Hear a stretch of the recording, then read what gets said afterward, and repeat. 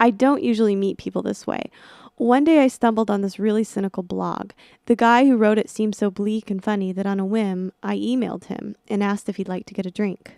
I got her note and I looked her up on MySpace. Her pictures were blurry, but she was 22 and, I thought that was kind of hot. We got to the bar and started with the getting to know you stuff. I told him how I'd just gone to this talk where David Foster Wallace and Rick Moody had talked about how fiction writers these days don't often write about real I was thinking to myself, yeah, she goes to Berkeley all right. We talked for a while and then his phone rang. I'd had a few drinks and figured it was another girl. It was my mom, but I kind of wanted her to think it was another girl. When he was done with the phone, he came back to the table and said all enthusiastically, "Hey, let's go for a walk." I figured if we went outside, I would reduce the risk of getting a drink thrown in my face if I grabbed her and kissed her, which I did. Guys don't mistake me for a one-night stand kind of girl. I was wondering, why does he think I want to kiss him? But I kissed him back. I guess I just figured, what the hell. I could tell she was a little uncomfortable, so I don't think I pushed too hard. We went to my place for a little while. I was there for about an hour, and he actually thought it was a good idea to show me his Playboy magazines. Wait. Those were vintage Playboy magazines, and I was just trying to show you how funny all the old advertisements are. I couldn't believe it. I was thinking, what a slime ball. What a weirdo. I wasn't sure what kind of impression I had made. I figured he'd give up because I didn't sleep with him. I was really surprised when he called the next day.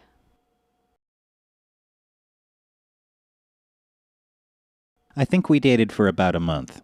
I think we had sex for about a month. I started to like her more than I expected to, but there was some kind of barrier in the way, and I could never figure out what it was. Every time I'd really start to like and feel comfortable with him, he'd say something, not about me, but about someone else, that struck me as overly harsh and judgmental.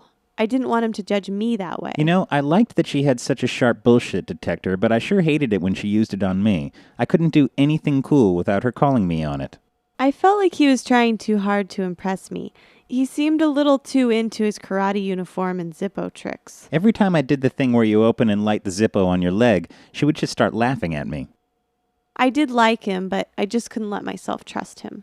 Then one day she said on the phone that she didn't want to hang out for a while because she didn't want to like me too much. And I guess you could say that was that.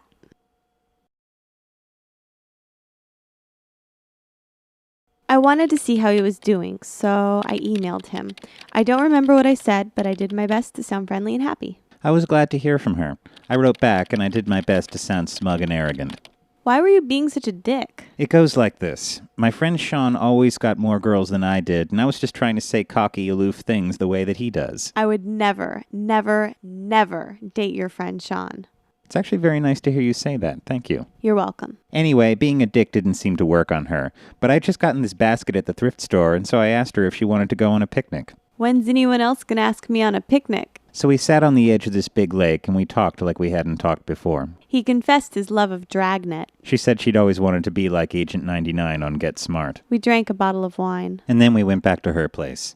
We didn't sleep together, but we did fall asleep.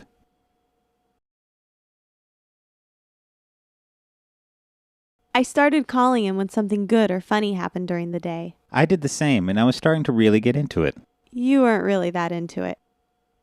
That's so typical of you. What do you mean? Every time we started getting closer, you'd deliberately throw a wrench into it. I wouldn't say that. You never once complimented me or told me I was cute or anything. I know. Why? Because you know it. Not all the time. Sure you do. Even if I did, it would be nice to hear it from you. Why? Just because.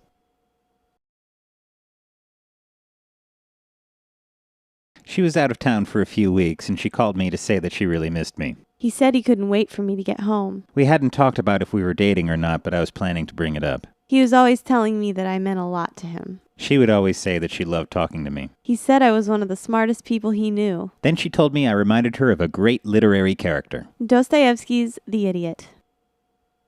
I didn't know what I was supposed to think about that. She would give me these little jabs sometimes to kind of put me in my place. That's not what I was doing at all. The book is called The Idiot. It's pretty easy to make that mistake, don't you think? Well, maybe if you read the book. Look, I'll get to it. And then he got really, really drunk at this party we went to. That's because you were talking to that conceptual poet guy with the glasses all night. He was a really nice, intelligent man. I'm sure he's read The Idiot. What about that time I came over just as you were kissing one of your girlfriends goodbye? Elizabeth is just a friend, and I told you that, and I kiss a lot of my friends on the forehead. Oh, really? Maybe I was just seeing if you'd get jealous because you never seem to give a shit. It didn't make me jealous. It just made me totally confused. Look, what do you want? I don't know. Why don't you tell me what you want first? No, you first. No, you first. Tell me, what do you want? No. What do you want?